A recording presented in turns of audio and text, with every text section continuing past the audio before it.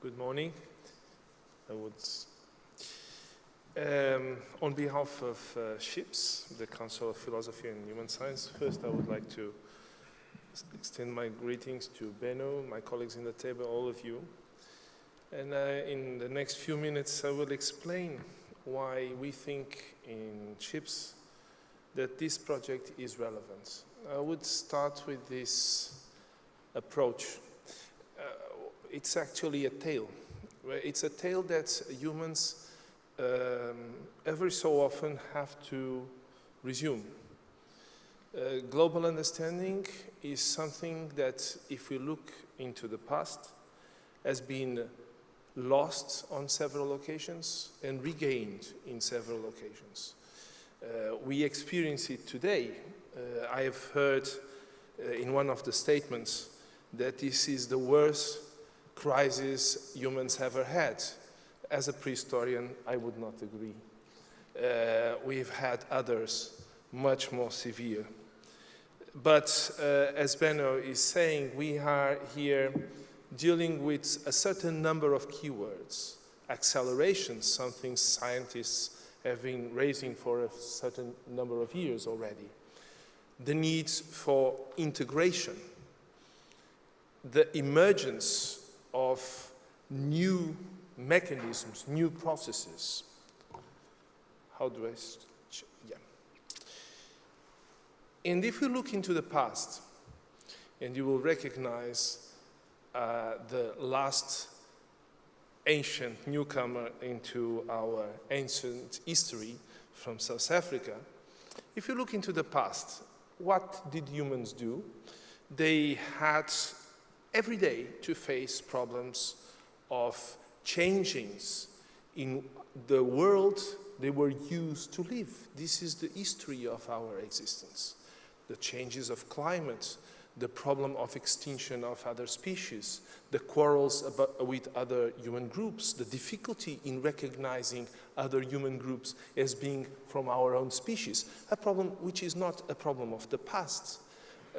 We will overcome this problem and really understand we are one species the day I will have a South African president in Portugal. But if I try to convince anyone in Portugal to vote for a president coming from South Africa, I doubt very much this will be possible. In fact, we face these difficulties, and every time we coped with them through knowledge. Other species have different strategies. So I would say, why are we interested in this?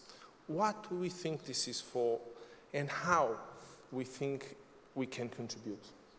CIPSH, as basically historians, philosophers, anthropologists, ethnologists, linguists, why do we need IYGU?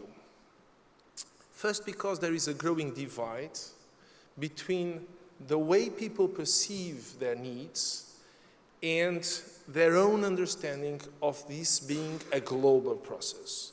Example, every time people say, we have to resist against globalization. Globalization is a process that goes far beyond our own will. And it is not a process of the last 20, 30, or 200 years.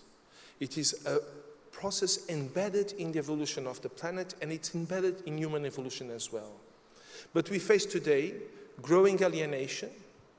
There is a divide between the advances in knowledge and the people's awareness of that knowledge, and this entails several consequences and major disruptions, as we all know. And part of it is the growing loss of a mid to long-term reasoning. We expect short-term deliveries for our anxieties, and this is simply something that it is not possible. It is something that my mother, who is 96 years old, tells me, look, Luiz, don't be too worried. In the end, many people will die, but some will survive. And this is a key element of our survival. So we need to resume a comprehensive understanding of life and of the place of knowledge and science within it. And what for? To resume the understanding of the integrated nature of these short to long-term processes. To resume also the understanding that imagining is fundamental. That, okay, we need very accurate statistics, data, all that natural sciences and social science as well have been delivered. But we ask you to allow us to say that we have to give a larger room to things that cannot be so easily mastered. And these are the things that account for diversity of cultures. There will be no future if we are not able to invent and to imagine another future or other futures. We also have to resume the understanding that sciences, all sciences, are crucial in this process, and that believing is fundamental.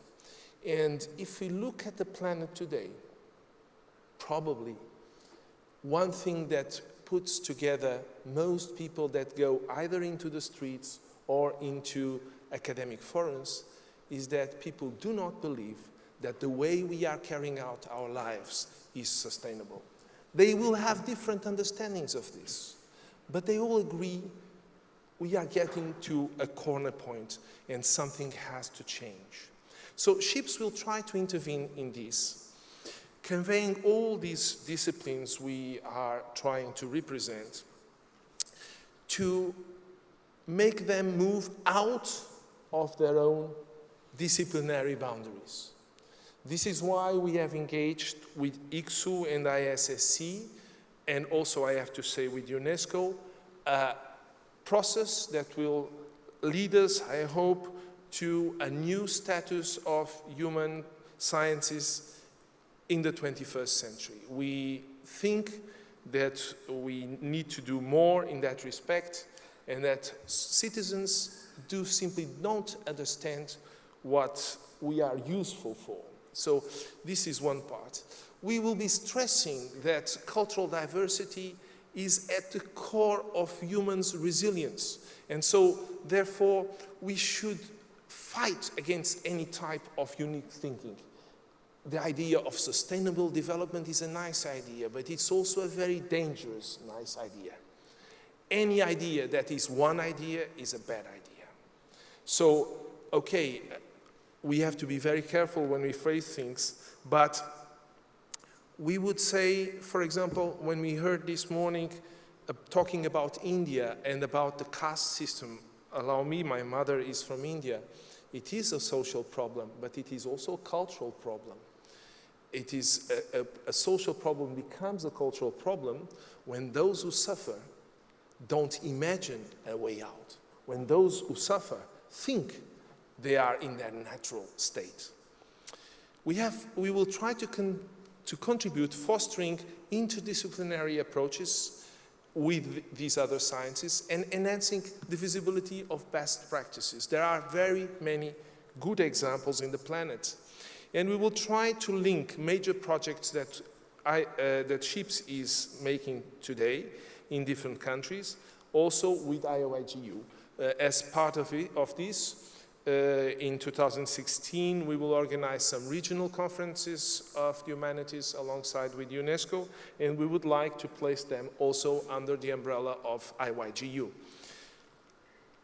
The follow-up for us will be to build on the experience and all the discussions of 2016 through IYGU into the preparation of a World Conference of the Humanities, which is a project that, together with UNESCO and Liège together, we are trying to prepare for 2017, for August 2017. We believe that it will be time to have a serious discussion on how humanities have to be rethought for a society that became very different in this 21st century than what it was some 60 or 70 years ago. And in this process, we welcome very much the fact that both ISSC and ICSU have indicated members of their councils to become part of the scientific committee of the Humanities Conference. but we will also have artists, we will also have policymakers, and we will certainly have you, Benno. So you will not be able to retire in December 2016. The scope of understanding, I could quote a Portuguese poet that lived in this city, as people from Durban will know. In what we show ourselves, we are ignored. The abyss from soul to soul cannot be breached by any skill of thought or trick of seeming. Unto our very selves we are abreached when we would utter to our thought our being. We are our dreams of ourselves, souls by glimpse, and each to each other dreams of others' dreams.